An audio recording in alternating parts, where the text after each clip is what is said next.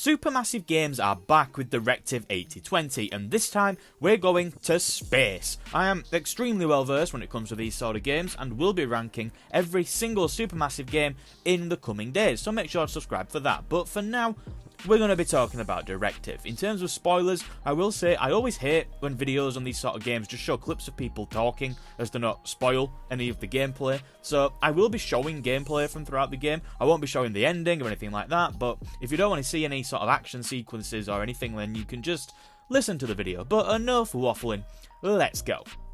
Directive 8020 has a genuinely fantastic premise. You've got a crew trapped on a spaceship with this shape-shifting alien thing roaming around. Nobody fully knows who they can trust, paranoia starts spreading through the crew, and every interaction suddenly has this underlying suspicion to it. It's very clearly inspired by the likes of Alien and The Thing, and I don't mind that at all. Not every horror game, or every game really, needs to reinvent the genre to be good. Sometimes taking a classic setup and executing it well is more than enough, and I think that for large parts of Directive, I think it does that. The prologue especially is one of the better openings that Supermassive have done in years. It sets the tone quickly, introduces the core mechanics naturally, establishes the sort of tension that you'll be suffering throughout the game, and I just thought it was fine. A spaceship is already a terrible place to be trapped under normal circumstances. When you add a creature that can imitate people perfectly, suddenly everything starts getting crazy. I also think that the prologue introduces possibly the two most boring characters I've ever controlled in a video game, but alas, we move. Speaking of the other characters, they were actually a pleasant surprise for me, because normally with Supermassive games, there's always at least half of the cast that are just people that I actively want launched out the airlock. Directive 8020 is probably one of the few times where I came away actually liking a decent chunk of the crew. Cooper and Stafford were easily my favourites. I thought both of them had some strong personalities without feeling sort of too cartoonish or anything like that, and they actually feel like people capable of functioning aboard a ship like this. The same goes for Izel, who I thought had quite a strong presence throughout the game. There are definitely a few weaker characters in the cast that I found a bit forgettable, but compared to a lot of Supermassive games, this is still a huge improvement overall. Usually these games are full of people making decisions so stupid that you start wondering how they even became adults in the first place. Directive feels different because the crew are actually intelligent people. These are scientists, engineers, trained astronauts, people who should realistically be able to handle high pressure situations with confidence, more so than your average horror victim, and that sort of changes the tone of the story quite a bit. When things start going wrong, the characters usually respond in ways that, you won't believe this, actually makes sense. They question things with logic, they analyse what's going on, and they attempt to contain problems instead of just screaming. That made me way more invested in the story, because the tension no longer comes from waiting for somebody to just do the dumbest possible thing they could do. Instead, the tension comes from watching capable people slowly realise that they're screwed. A shape-shifting alien is way more interesting when it's manipulating smart people instead of just bullying teenagers in bot lobbies. Before we move on to the structure of the game, if you're enjoying the video so far, then may I interest you in a cheeky subscribe, as that would make me a very happy boy. Thank you very much. But now, one issue I did have is that the game takes far too long letting the crew figure out what's actually happening on the ship. The amount of times you will hear variations of "this shouldn't have happened" or "everyone was psychologically screened" started driving me insane by the end of chapter 3. And the reason it doesn't work is because we already know what happened. The prologue basically tells us immediately what kind of threat we're dealing with, so the cast spending hours acting completely confused creates a really strange disconnect. Before you abuse me, I am aware of what dramatic irony is, but I feel they just left it too late for the characters to work out what's going on. It feels like the characters are taking forever to catch up to information that we learned 15-20 minutes into the game. The flash forward structure also makes everything worse, in my opinion. At the start of most chapters, the game will jump ahead and give you these stealth sequences set in the near future, and I have no idea why they thought this was a good idea. For one thing, it spoils huge parts of the story. If a character appears in a flash forward, congratulations, now you know they can't die before then. That immediately removes tension from earlier scenes, because you now know that that character can't die yet. And it also completely ruins the pacing of certain reveals, because by the time you eventually catch up to those future scenes naturally, the story suddenly starts moving at hyperspeed, skipping past the section that you did at the start of the previous chapter. It's too nonsensical, and I just don't like it. I think it damages the mystery quite a lot. There were multiple moments where it felt like the game sort of wanted you to be shocked or surprised, but you'd already gotten enough beforehand to... This doesn't work. It comes across like the writers were trying a bit too hard to make the structure feel clever, instead of just trusting the premise to carry the story naturally. Personally, I think the entire game would have been stronger if everything had simply been told chronologically. The premise is already good enough. It doesn't need these flash forward interruptions, constantly stepping on future reveals before the story naturally reaches that point. Now, with all that said, I did complain that the game doesn't have many effective reveals or twists, and for the most part I stand by that. But then Directive suddenly pulls out one massive twist later on that actually caught me off guard, and fair play to Supermassive because they actually got me. I'm obviously not going to spoil what it is, because unlike the game itself, I actually want you to experience fresh reveals. But what I loved about the twist is that it does sort of recontextualise certain details without making the rest of the story feel pointless. That is the difference between a good twist and a bad twist. A good twist changes how you would look at previous scenes while still respecting everything that came before. It just adds another layer to the story instead of ripping out the floorboards. Which is exactly why I still cannot stand the twist in Little Hope. I know some people love that ending for some reason because they value shock value over narrative cohesion, and that really winds me up. But Little Hope is the perfect example of a plot twist done poorly. Directive's big reveal doesn't do the same thing that Little Hope's does. This actually strengthens the paranoia running through the game. It is the first time in a long time, potentially ever, that a supermassive twist actually made me stop and think, wow, that was actually quite clever.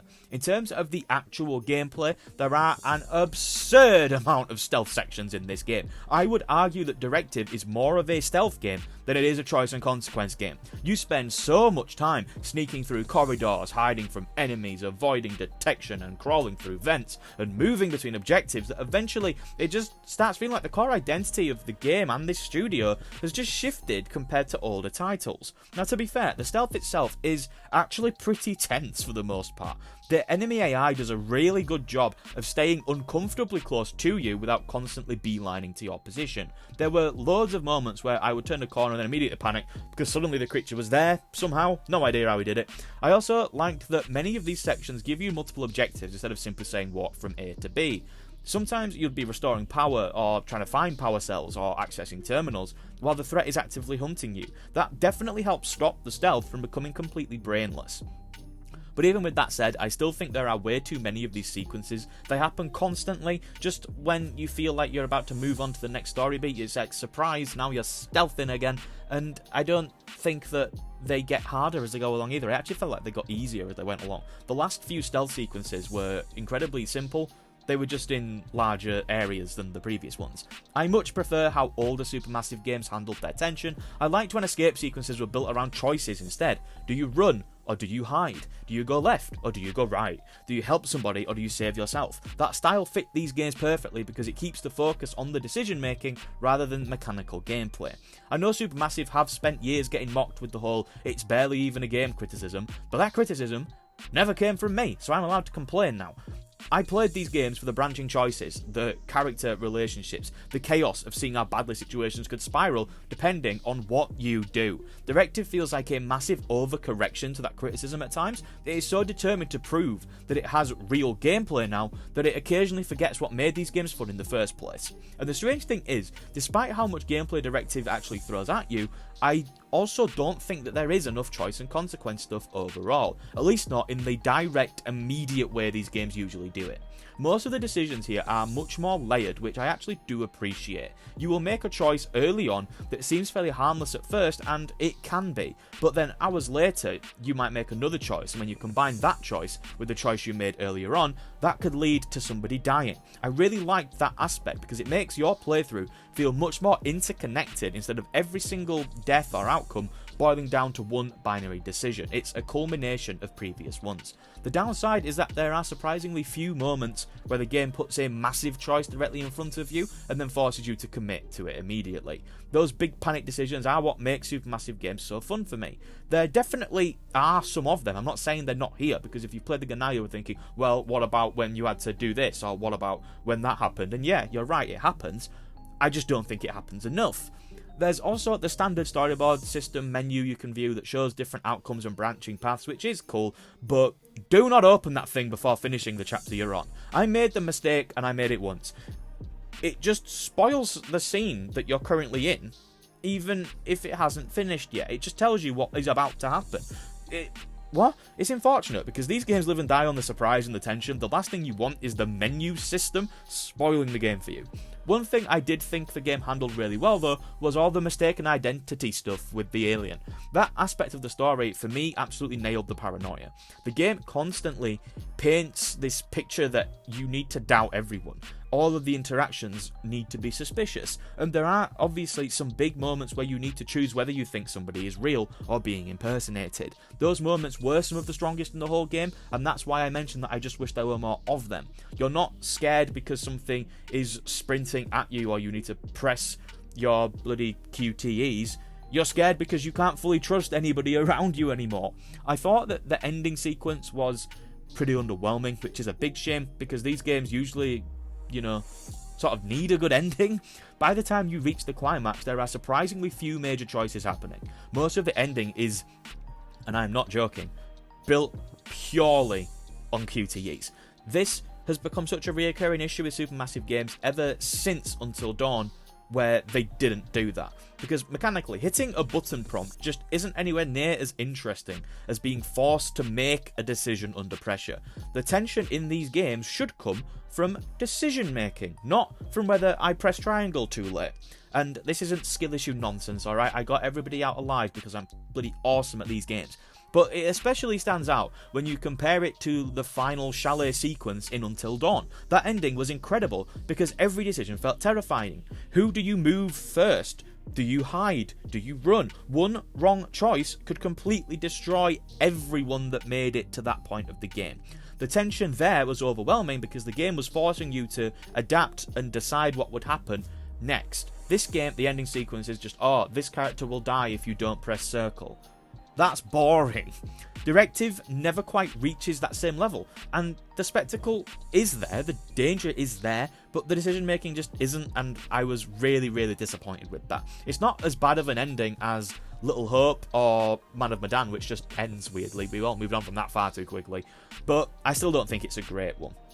There are also a couple smaller things worth mentioning before I wrap this all up. One of them is the text messaging feature. Throughout the game you can message different crew members and choose various dialogue responses, which doesn't do that much for the sort of major outcome of the story, but it can help change the character that you're controlling's player traits and stuff, so that they might get different choices and dialogue. They also do a really fun thing with the messaging system in a later chapter that I won't spoil.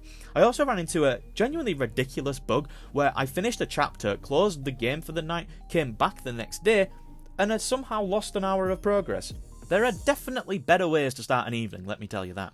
But overall, I did actually enjoy Directive 8020. I think it's probably one of the stronger entries in the Dark Pictures anthology. It feels like a genuine step forward for the series in several areas. The Dark Pictures games, for me, have mostly existed as sort of just solid scratch-the-itch horror experiences, fun enough, occasionally memorable, but never reaching the wow, that was great level. At the same time, though, I do think this game tries a little bit too hard to evolve the formula. The constant stealth gameplay, the flash-forward structure, the heavier focus on mechanical gameplay over choice making. For me, some of that loses a bit of the simplicity that made all the supermassive games so fun.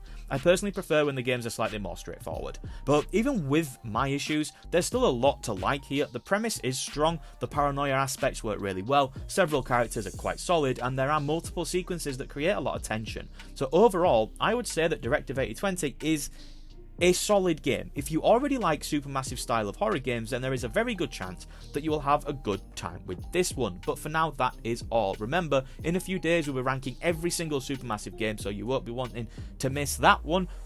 If you enjoyed this video, please leave a like, because it would really help me out. Let me know in the comments what you thought of Directive, if you've played it, and all that good stuff. We have recently enabled memberships on the channel, so if you want to support the content and gain early access to new videos, then the option is there. But for now, that is all. Have a lovely day, and goodbye. We don't know what he is.